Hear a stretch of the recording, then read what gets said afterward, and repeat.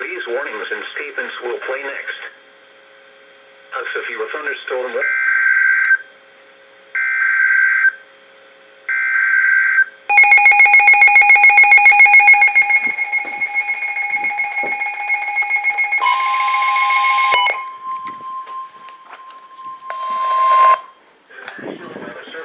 Fort Worth has issued a severe thunderstorm warning for northern Collin County in north central Texas, southeastern Grayson County in north central Texas, southwestern Fannin County in north central Texas, until 8:30 p.m. Central Daylight Time.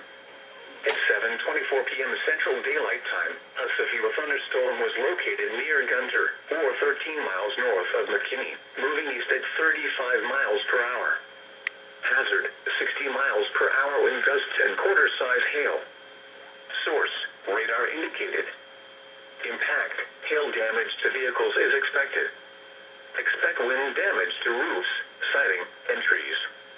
Locations impacted include McKinney, Prosper, Anna, Salina, Van Alstyne, Howe, Whitewright, Gunter, Melissa, Blue Ridge, Trenton, Weston, and Westminster.